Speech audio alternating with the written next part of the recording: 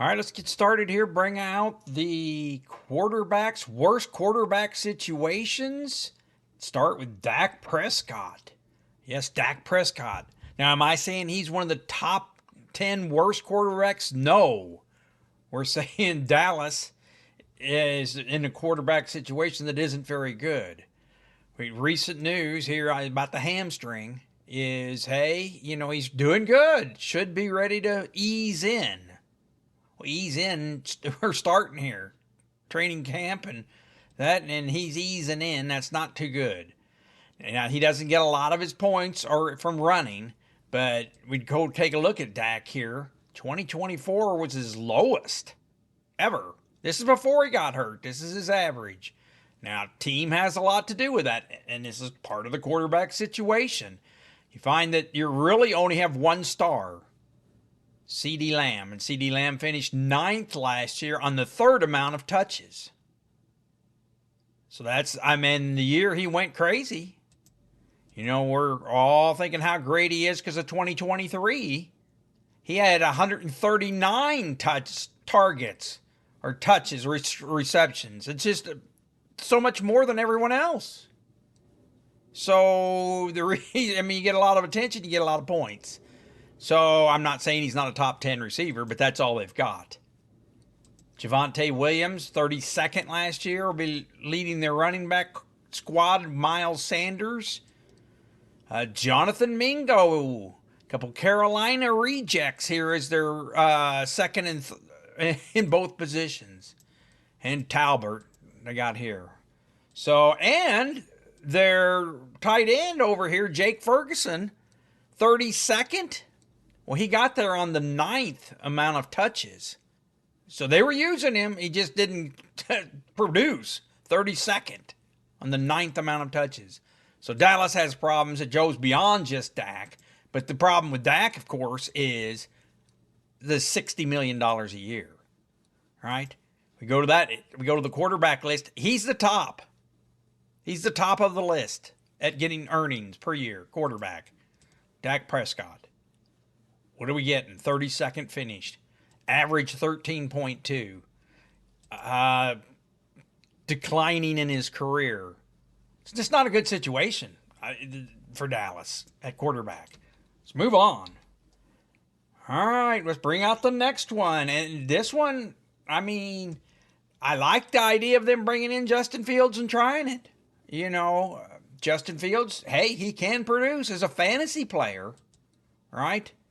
So as an NFL player, when he's running, it's great. All right, there's his yearly returns. And yeah, he was doing great those first 6 games, leaving him in there, right? But you see here, he gets only 47% of his points he was scoring last year came from passing. Yeah, that 5 touchdowns, 289 yards in limited games is great. But as a team quarterback situation that finished 24th in offense, the 16 from passing from last year was because Aaron Rodgers was on the team, not a running quarterback. And to work with Garrett Wilson, hey, he finished 14th on the 6th amount of touches. That's a lot of passing there. And well, that's what they had going last year to finish 24th offense. But hey, besides Garrett Wilson, who's all right, they'd have nothing. Josh Reynolds, Corey. They're going to platoon at running back. They've got him possibly owning out. They say they can get out of it in 1 year. This deal with Justin Fields, and they're not looking to Tyrod Taylor to be the man. So it's wait and skate. They're going to play Justin Fields for a year, and we're going to be right back where we are. Now, don't get me wrong. In fantasy, he could be scoring great. I just don't know about winning. So we'll see about that. Let's bring out the next. Next one's Tua. Of course, this is just a sad situation. Tua does great when he's doing great, but you see he finished quarterback 24th last year.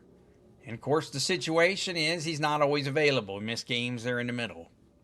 All right, it's not good situation. He was a 5th pick overall. He's done. Hey, he's at times. I mean, you look at this last year, they're never really over 15, and some of the good ones are over 15. But hey, sparked a good Miami offense last year. But it's just long term. And Zach Wilson's their backup situation now, which, hey, I kind of like the idea. What the heck? Gamble.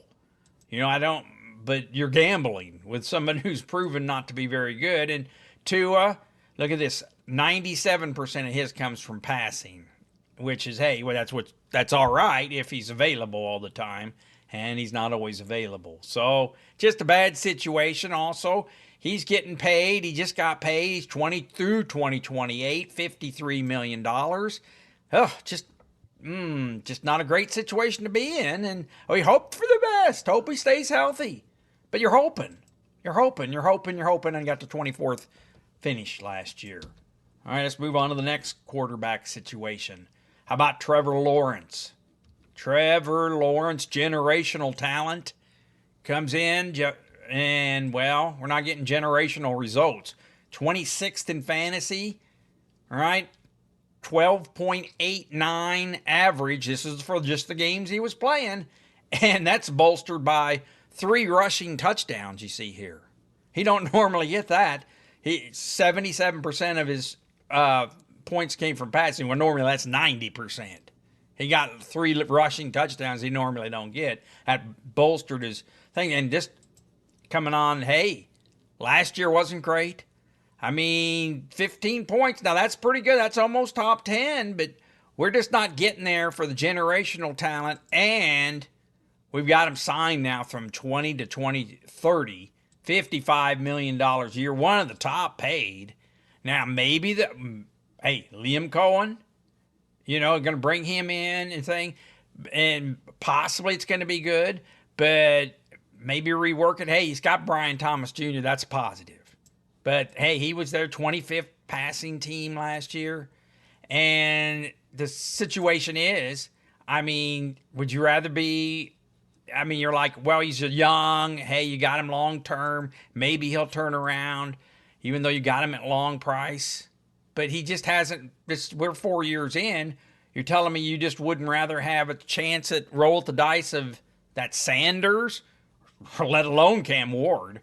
So anyway, I don't like their situation there either. And Bryce Young, very similar, right? Bryce Young. The problem with both of these is the number 1 pick overall situation. You're saddled with it. Now we expect results. Are we getting results? No, not great results. Now the teams have been bad, right? So, I mean, hey, that's what we're going to go. One of the arguments for Trevor Lawrence. I mean, where's the sizzle? Hey, he's on his 4th head coach entering his 5th season. So, yeah, there's been turmoil there in Jacksonville.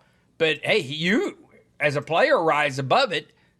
And you want to be saying, hey, well, Jacksonville, they got bad situation with the coaches and stuff, but the player's good. Well, no one's going to stop you on the street and say how great Trevor Lawrence is doing, right? Or Bryce Young, right? You're just not getting first-round talent or first-pick overall talent out of that. Now, part of the thing is the team. 29th overall, but team offense last year, Adam Thielen, Leggett, hey, these aren't great. David Moore. They did have solid running game here for next year. Anyway, Bryce Young, you got Andy Dalton as the backup here. So, I don't know. You just don't, same with Bryce Young is the same argument here. Wouldn't you rather just take you know what the known here is. Wouldn't you rather just take the chance with the unknown with that Sanders from the draft? You'd almost just rather try that. So let's go ahead and bring out the next up, Russell Wilson. Yep. Well, hey, don't get me wrong. I like the idea of bringing in Russell Wilson for the Giants. Kind of pass on this year's thing, especially at the number 3 pick. Take Travis Hunter. Imagine working with him, and having the Malik Neighbors over there. Having 2 dynamic receivers set up for the next year's draft. But this year's draft, or this year, you're set up for Russell Wilson.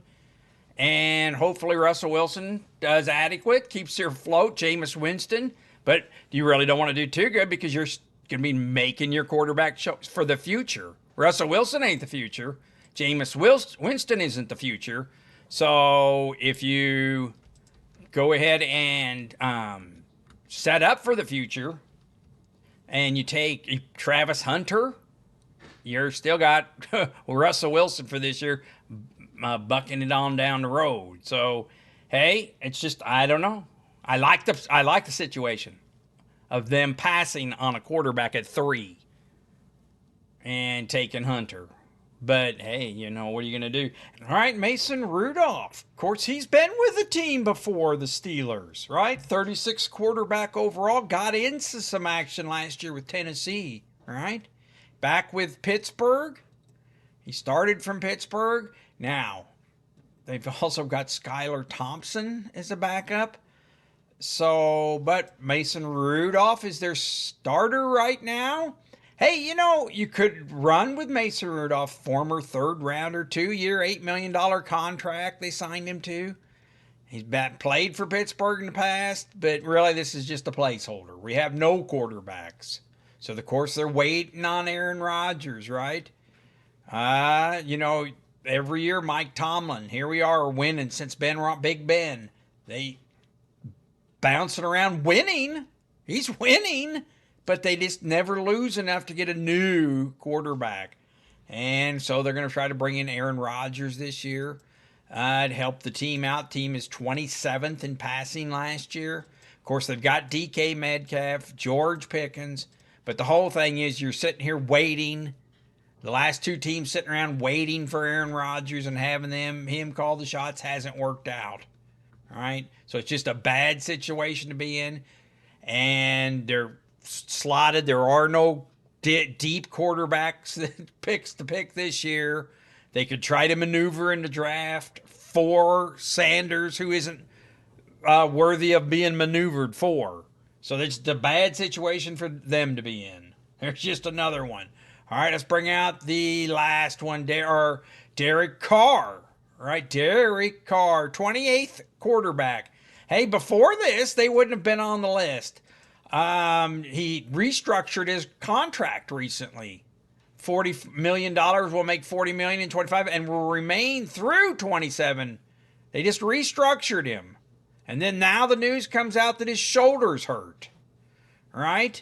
Hey, you can see here he been around a long time. And, the shoulder, hey, I'm an old man. I know what it's like. You think that it might be better quicker than it is, and it takes longer to recoup. And that could be what Derek Carr's story is. He thought good rest and relaxation, the shoulder would be fine for the next year, but the shoulder isn't fine for the next year. And now we're stuck with him under contract for, hey, I tell you what, one thing about it is he's cheap. He's not $37 million. It's not anywhere near on this list, but it still is for the Saints. It matters, and you got him for 2 more years. That new thing, this bad shoulder. So, and are they going to take Sanders now at 9? That maybe he shouldn't go at 9. So, hey, that's just. Then of course you got Will Levis here. Will Levis, and this is Tennessee. Well, their situation's over, right? They've got the 26th team in passing last year. Will Levis is the quarterback, hasn't really fulfilled the promise. Brought in Nick Mullins. Is that who their backup is? Or they got Braylon Allen as the backup here too to them. So they're making a move. They're making Cam Ward is the move. As Braylon Allen comes in to give him flexibility to get rid of Will Levis, right? So Will Levis is on their team. They got him. And I guess their situation's over because they're going to take that number 1 pick, Cam Ward. So they're done. Next one up is Kenny Pickett and Pittsburgh. Or Cleveland. I'm sorry. You from Pittsburgh. He's Cleveland. Now, Cleveland, you could say, hey, we've got a former first round pick to be our quarterback this year. Of course, Deshaun Watson thing didn't work out. Hasn't worked out since we've spent all that capital. And look at this, just down. You get paid, you don't play. Look at that. He was, hey, you don't blame him. Look at that, 20 points a year for all. That's how good Deshaun Watson was before the trade, before the problems. And now look where they're at. They got nothing. So you understand why they made the deal. The deal's almost done. But now this year they got Kenny Pickett as their quarterback. So, and they're sitting there at number 2 and 3, which Sanders doesn't make a lot of sense. I love the idea of getting either one of the 2 best players and just foregoing. But, hey, that means you've got Kenny Pickett till next year, right? Which might lead you into a good pick for next year. So a bad situation might get better by being bad. But anyway, so there's a look at the 10 worst quarterback situations. Let's take a look at this. If you're liking what you're seeing, please hit that like. Please hit that subscribe button. Do it today. Be the first on your block. Hit that subscribe button. Thumbs up. Thank you. All right, it's that time. I need to fill my shorts. Get a short, make a short out of this. Warning, this is a rapid repeat. Fantasy AI with my top 10 bad quarterback situations, like in Dallas. Highest paid quarterback, Dak Prescott, not delivering, and he's getting older. Long-term contract to Justin Fields. He's a good runner, but how about a quarterback? Short-term, he might be the answer, but long-term, the Jets need to find a quarterback. Tua never seems like he's available when you need him. Not very generational talent. Trevor Lawrence, when's he start getting that? Bryce Young, ditto. Top pick overall, hasn't really delivered. I know it's early, but let's see something. Russell Wilson's getting old. Short term, yes. Long term, no. Mason Rudolph, back where we started with Pittsburgh. They need Aaron Rodgers to come save them. Derek Carr, ow, his shoulder hurts. What's up with that now all of a sudden? Will Levis, you're going to be replaced. Cam Ward and Kenny Pickett, you're a placeholder till next year.